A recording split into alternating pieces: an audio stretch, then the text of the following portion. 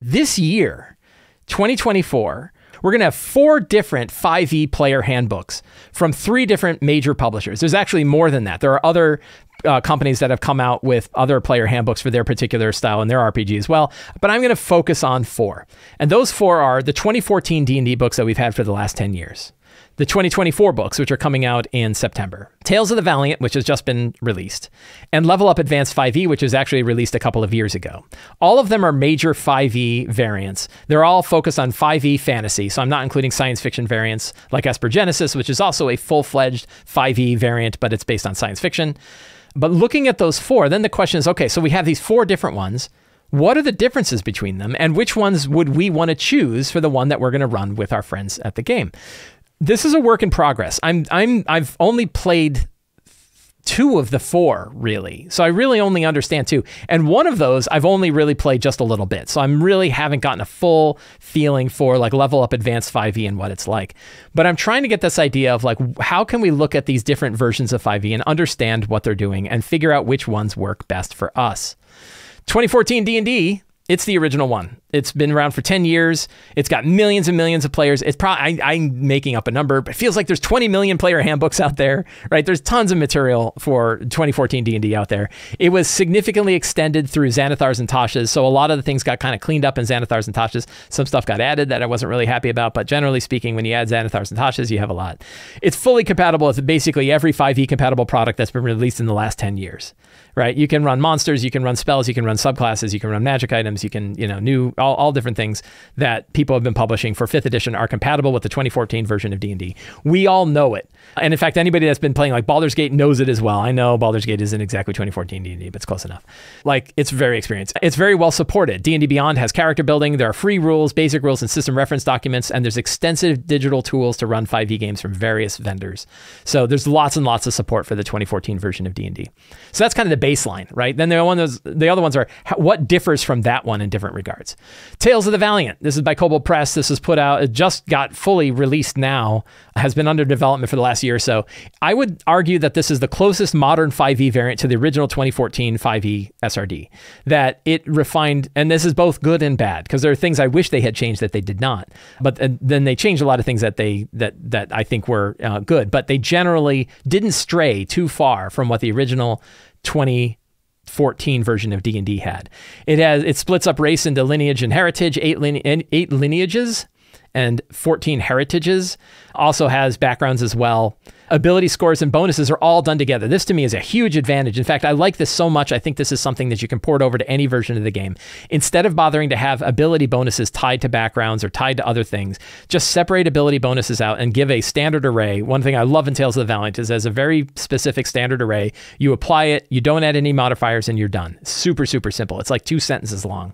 It's really, really good. They have talents instead of feats, and talents are the equivalent of a feat and a half because they include a +1 ability score increase, or known as an ASI, to their talents, which means their feats are beefier than typical feats. They have 2 subclasses per class, so not as many subclasses as I think any of the other ones have. But the subclasses are pretty meaty. Like, you're not going to be missing. It does include a new class in it, which is the Mechanist class, which is kind of their version of an artificer. So if you're looking for one that's got sort of an artificery-like class, then you've got that in there. Magic items have costs in the player's handbook, so they actually have a way to determine like whether you could buy that or whether you could craft them. It's got crafting rules for it. It has a luck system. I fell in love with the luck system the minute I read it, and I've ported it over to every other game that I've been running, including Level Up Advanced 5e. Which is a much easier system than Inspiration has been previously. The idea behind the luck system is every time you miss a attack or a saving throw, you get a luck point. You can expend 3 luck points in order to get advantage on your next attack or next roll, or you can spend 1 to get a +1 bonus on that. There's little tricky bits, like whether that means you kind of need to know what target number you're shooting for if you want to know if you want to spend luck points on it. So that's something to work about. It has an idea called the Doom Pool for monsters, which is almost like luck points for monsters. I'm going to talk about this a little bit more because I think this is something that we can port over to other systems. It could be really useful, particularly when your monsters are getting knocked prone 6 times in a turn. The spells are mostly from the 2014 D&D and were not changed very much. And this is probably my biggest problem. I think I would be 100% in love with Tales of the Valiant if they went through and fixed some of the known problematic spells. For example, they did not change the summon spells so that you can't summon 8 wolves. You can still summon 8 wolves.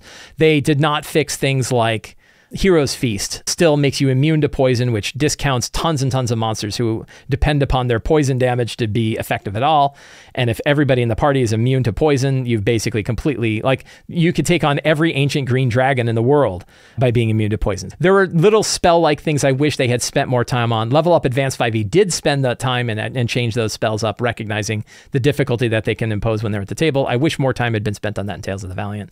It does have character builders available. There's one available right now on Shard. I built a character using it yesterday. It's a little tricky. It's not quite as D&D Beyond friendly, and the printer output is not quite as clean as a normal character sheet, but it does work. You can build a character, and it will do the math for you. It has virtual tabletop support for Roll20 and Foundry, and they are expanding to other VTTs in the future, is what I hear. So that's kind of where Tales of the Valiant stands. I'm just giving like an overall view of it. I'm not doing like a spotlight on it. Someday I'm going to dive in even deeper and probably take a look at it as well. I want to know that everybody can basically buy the book and get it before I do that. Level Up Advanced 5e. It's been around for 2 years. Very well refined. This is done by EN World Publishing. I am now running this for my Wednesday group. We're second level, so we're only in the earlier days of it. They too split up heritage and culture. All of the new ones have done this, like split up heritage and culture.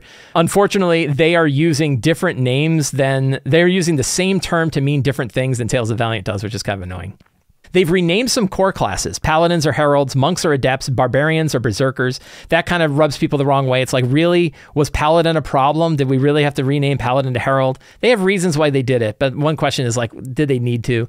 You'll have to judge whether they needed to. The big thing that Level Up Advanced 5e added, I'd say the number one biggest thing that it has that's different than everybody else, is this idea called combat maneuvers. Combat maneuvers are essentially like a spell-like system for martial classes. And there are literally over 300 different combat maneuvers. Now, you don't select all from one of the 300. They are refined down to being tier-based and focused on particular schools. So different classes will have access to particular schools. So generally you're picking like, just like spells, you're kind of saying like, okay, between which domains I can cast and what type of spells I can cast and what level the spells are, those are the spells that I can select from. So you can knock it down to a reasonable amount, but it's a lot of material. And it's a lot of material I look at and go, I bet you there are some humdingers in there that are going to make my life as a GM harder. I'm worried about that. And so far I haven't seen any, but I'm like, I don't know, like we're going to worry about that. It has a warlord style class. So if you're into the 4th edition style and you love the warlord, it has a class called the marshal. We have a marshal in our group. One of the players is playing a marshal. Backgrounds contain ability bonuses. I house ruled this and just did it the same way Tales of Valiant did. 95 different feats, and they are normally powered feats. You do not get an ability score increase and a feat. You only get the feat. So these are equivalent to what the 2014 version of feats were like. It has a very big emphasis and system on travel and exploration with an idea of supply, that you carry so much supply. You expend supply when you are resting. You need to have supply handy. It's another resource that the characters manage, and something else that the DM can use to kind of control things. If you remember Baldur's Gate 3, the video game had this where like you have to have so much supply in order to take a rest. And, I don't know if you're like me, in my Baldur's Gate 3 game, it didn't matter. I had so much supply. I could eat apples all day long. All classes are given options for exploration and roleplay scenes. I think this is true with the other ones too. They wanted to make sure people like barbarian. What can a barbarian do when you're at a ball, right? When you're at a rich person's ball, what can they do there? All of the classes have things that you can do while you're exploring and while you're in roleplay scene. 3 to 5 subclasses per class. Magic items are in the Trials and Treasure book that include costs and ways to craft them. Skills are fully abstracted from abilities, which I really like. I'll talk about this more once I dive into it. But the idea that you don't really worry about which ability score is tied to what skill. It's actually an optional, not even an optional rule. It's kind of the way it is in D&D, but nobody plays it that way, is that you can use different ability bonuses for different skills depending on different circumstances. That's baked into Level Up Advanced 5e. You have skill specializations and expertise dice. The better you get at a particular skill, you can add a die to it. The better you are, the higher the die. Spells were rebalanced. They went through a lot of spells and cleaned up a lot of them. Not everyone is perfect, but they're very good. And I think that they have done a better job of rebalancing spells in Level Up Advanced 5e than Tales of the Valiant did. And they're limited. This is a big problem. There is a limited amount of digital character builders. The only one that I have found that I've used is a really good Google spreadsheet for building Level Up Advanced 5e characters. My group have been using paper and pencil to do it. I know that some of them would prefer to have a digital system, and I had to quickly build a character for a friend of mine that was coming over to play, and I used the Google Docs, and it was significantly harder to build a working character than it would have been if I whipped one up in a tool like D&D Beyond. So I kind of wish there was tools like that. I've already been talking about D&D 2024, so I'm not going to dive too much into this. You just heard my giant rant about D&D 24.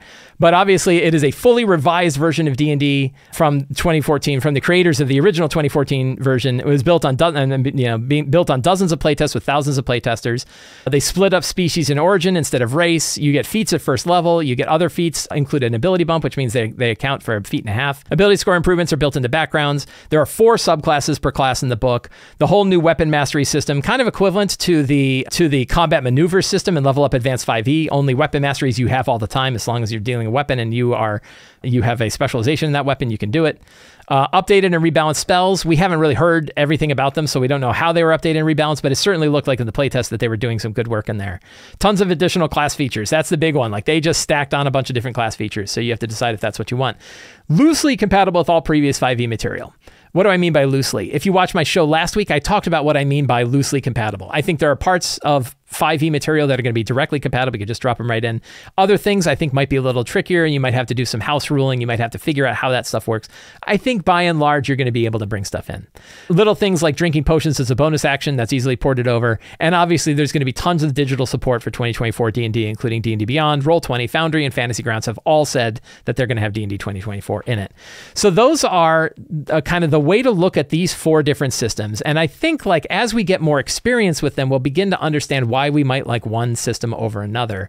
Right now, for me, Level Up Advanced 5e is the top of the list. And the reason why is I really like how they have the focus on exploration. I like how they rebalance spells. What am I worried about? The 300 combat maneuver thing means there's a lot in there that could be game breaking. There's a lot of stuff in there that could make my life harder.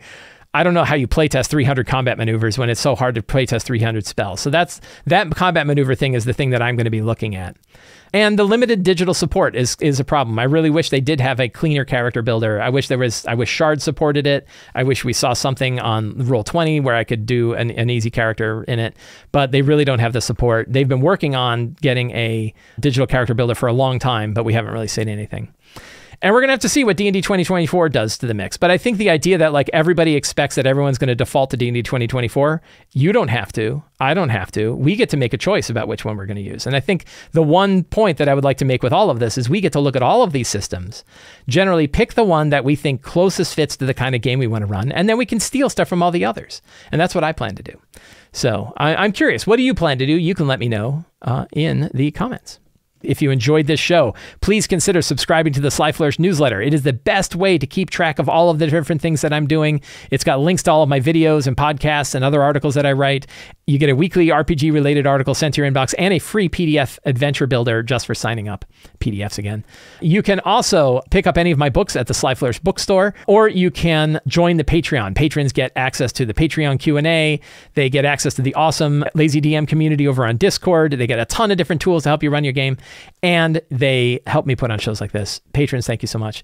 Thank you so much. Have a great day. Get out there and play an RPG.